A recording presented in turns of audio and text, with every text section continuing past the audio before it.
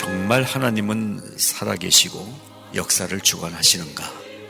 우리들의 고통이 갖는 의미는 무엇인가? 이러한 질문들 앞에서 인류의 역사는 베일에 가려져 있습니다. 과학도 우연이라는 대답밖에는 답을 갖고 있지 않더라는 것입니다. 그러한 우리의 이 실체 앞에서 적어도 예수님을 나의 구세주로 고백한 그리스도인들은 하나님께서 가장 선한 방법을 통해서 나의 삶을 주장해 오셨으며 그동안 하나님이 하신 모든 일은 옳습니다, 선합니다 라고 인정하는 삶을 살도록 해주셨다는 것이 우리 성도가 가진 대답일 것입니다. 이스라엘 역사 중에 가장 캄캄한 시대, 가장 어두운 시대입니다. 애굽이 재기해서 바벨론의 침략을 막아줄 것이다 라면서 애굽에 붙어야 산다. 무슨 소리냐? 시대가 바뀌었어. 바벨론에 붙어야 산다. 예레미야가 이 시대를 보면서 통곡하며 이 글을 쓰고 있는 것입니다. 한심한 시대예요. 그 시대에 부름받은 예레미야 선지자의 눈을 가지고 성경을 볼 수 있기를 바랍니다. 선지자가 외치고 있는 것은 오직 하나님 신앙이다. 하나님 밖에는 이 시대를 구원해 줄 분이 없으시다. 하나님 외에는 우리가 두고 온 조국 대한민국을 세워줄 그 누구도 없다는 사실을 외치는 것입니다. 하나님의 백성들은 오직 하나님만 의지해야 됩니다. 교회는 눈을 뜨고 역사를 보아야 한다. 교회다움을 잃어버린 이 시대 우리의 교회들을 향해서 예레미야의 목소리를 전해줘야 할 때다라는 것을 절실하게 느끼게 됩니다. 뭘 얘기해 줘야 되느냐? 하나님께로 돌아오라. 결국 한마디로 정리한 메시지는 하나님께로 돌아와야 된다는 거예요. 나 개인이, 우리 가정이, 우리 나라가, 이 시대가 하나님께로 돌아오지 않고는 멸망의 길로 갈 수밖에 없다. 당시 지금 예레미야가 바라본 이스라엘의 국가적인 위기 속에는 두 단어가 등장합니다. 하나는 심판. 이대로 가면 다 죽어. 그 가운데서도 하나님을 신뢰하면 하나님이 긍휼을 베풀어 주시오. 심판과 긍휼이라는 두 단어를 예레미야가 들고 심판받을래? 하나님의 긍휼함 속에 들어올래? 이 두 단어를 오늘 저도 들어올립니다. 이 예레미야 시대에는 나는 바벨론을 의지해야 된다. 아니다, 우리는 애굽을 의지해야 된다. 세상에 어떤 힘을 구하고 있습니다. 오늘도 마찬가지입니다. 어디 붙어야 사는지. 돈. 아니면 건강. 근데 오늘 메시지는 하나님께 붙어야 산다라는 거예요. 애굽을 선택해도 망하고 미국과 함께해도 어렵고 중국과 함께해도 복잡해지는 것입니다. 하나님을 따라가야 되는 것입니다. 저는 제 자신을 보면서 통증이 느껴올 때가 있습니다. 저의 이중성. 원하는 것은 바른 신앙인, 바른 목사가 되고 싶은 거예요. 제 자신을 돌아봅니다. 사람과 하나님 앞에 인정받을 만한, 제가 그렇지 못하는 것 같아요. 너무나 부족한 것 같아요. 성경 이야기를 들여다보기만 하면 뭐합니까? 성경의 지적과 비판을 읽기만 하면 뭐합니까? 역사적 사건들을 반면 교사로 삼아서 내가 그런즉 이전 것은 지나갔으니 보아라, 새것이 되었도다. 새로워진 집사님, 새로워진 권사님, 새로워진 장로님, 목사님을 만나야 되는 거 아니냐. 오늘 역사 속의 바른 신앙, 이 제목 앞에서 우리는 정말로 바른 신앙, 하나님 신앙을 회복하자라고 말씀드리고 싶은 것입니다. 광야에 대해서 저 얘기할 게 많아요. 광야는 사막, 구덩이, 건조하고 메마르고 음침하고 사람 살 수 없고 기름진 땅에서 살기를 우리는 원합니다. 그런데요, 여러분, 이 세상에, 여러분 인생에 기름진 땅이 있습니까? 남이 볼 때는 저 사람은 기름진 땅에 사는 것 같은데 그 집에 놀러가 보니까 거기도 황폐한 땅이더라고요. 이 세상에 기름진 땅은 없다고 성경이 말하는 것입니다. 이 세상을 그래서 성경은 광야다, 인생은 광야다, 이걸 가르쳐주는 게 성경이잖아요. 그럼 이 광야 잘 지나면 가나안 땅을 만나는 건가요? 광야를 지나고 나면 가나안 땅에 도착한다고.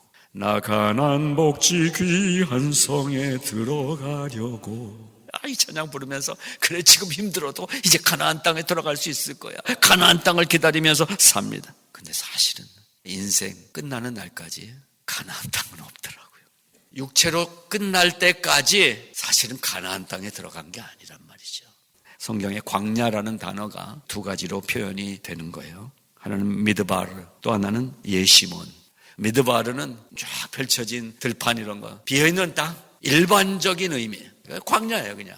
근데 예시몬이라는 단어를 쓰는 때가 있어요. 정말로 살 수 없는 땅이라는 거예요. 예시몬이라는 단어를 쓸 때는 완전한 황무지나 완전히 동물 하나 뿌람복이 살 수 없는 사막을 나타낼 때 쓰입니다. 살 수 없는 곳, 살 수 없는 땅, 살 수 없는 인생. 여러분 보세요. 1세대는 다 죽었다고 그랬어요. 1세대 광야를 통과했던 이스라엘 백성들 중에 굶어 죽은 사람 몇 명입니까? 목말라 죽은 사람 몇 명입니까? 여러분, 광야가 끝까지 계속돼도 배고파서 목말라서 죽는 게 아닌 거예요. 그들은 하나님 외에 다른 신을 섬기는 죄 때문에 죽은 거예요. 하나님의 말씀에 순종하지 않을 때 죽는 거예요. 하나님을 떠나면 죽는 거다. 하나님이 인도하시는 광야를 사시기를 바랍니다. 하나님이 입혀주시고 하나님이 먹여주시는 광야를 살기를 바랍니다. 하나님이 갈증을 해소시켜주는 그 광야를 살 수 있기를 바라는 것입니다. 그게 미드바르 광야예요. 미드바르도 예시몬도 아닌 땅이 또 하나 나옵니다. 그 땅 이름이 가나안입니다. 가나안.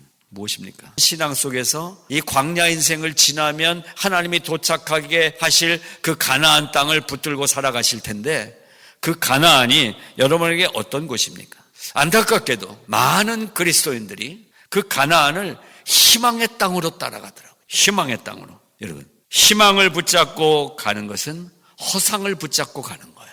우리의 믿음이 견고해야 된다는 것은 희망 붙들고 사는 믿음 생활이 아니라 체험과 말씀의 감동과 그 안에서 만나는 하나님과의 아름다운 이 기대감으로 소망을 붙잡는 신앙생활을 살아갈 때, 그것이 이 한 역사의 시대를 지나가는 그 어느 지점에 서 있는 내가 붙잡아야 될 바른 신앙이다라는 말씀인 것입니다. 막연한 희망의 걸음을 걷고 있었던 이스라엘 백성들, 여러분도 그 이스라엘 백성들처럼 그냥 광야에 살다 광야에서 끝날 그 희망의 줄을 붙잡고 가고 있습니까? 우리가 가진 이 믿음은 희망의 줄을 붙잡고 가는 허접한 신앙이 아닌 거예요. 완벽한 소망, 절대로 나를 놓치지 않으시는 하나님의 팔이 나를 붙잡고 있는 그 삶을 걸어가고 있다는 사실을 믿으시기 바랍니다. 절망의 사람은 사막을 돌아다니다가 죽는 사람입니다. 그러나 소망의 사람은 가나안이라는 약속 때문에 오늘을 이기며 사는 사람입니다. 세상의 희망은 약속이 없어요. 그러나 성경 속에서 만난 하나님이 주신 소망은 하나님의 약속이 있는 것이라는 말씀이에요. 여러분의 신앙 속에 하나님이 주신 약속이 있습니까? 하나님이 주신 그 약속을 붙들어야 사는데, 그 사막 같은 역사 속에서 예시몬이 아니라 미드바르의 영성을 배워야 할 것입니다. 미드바르는요, 두 단어의 합성어예요. 미, 이거는 장소를 나타내는 접두사입니다. 드바르는 다바르, 말씀이라는 뜻이잖아요.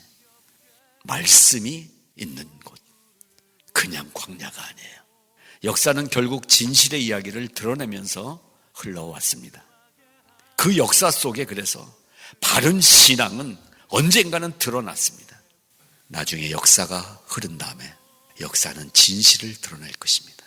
그때 마지막 주님이 오셨을 때 그때는 다 드러난다고 그랬어요. 저는 정말 원하고 기도하는 것은 우리 성화의 성도들이 진짜 하나님 앞에 바른 신앙생활을 하는 것입니다. 하나님 앞에 살아가야 되는, 우리가 걸어가는 오늘 이 신앙의 길이 하나님의 말씀이 들려오는 미드바르의 그 광야를 지나시는 성도 여러분들이 되시기를 바랍니다.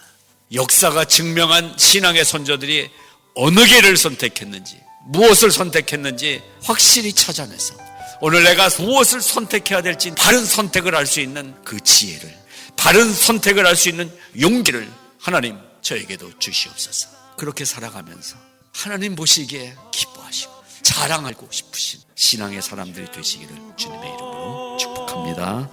오직 주님만 따라가는 것, 오직 주께서만 말씀하게 하는 것, 주님만 내 안에 사시게 하는 것. 이것이 바로 승리입니다. 바로 승리라네.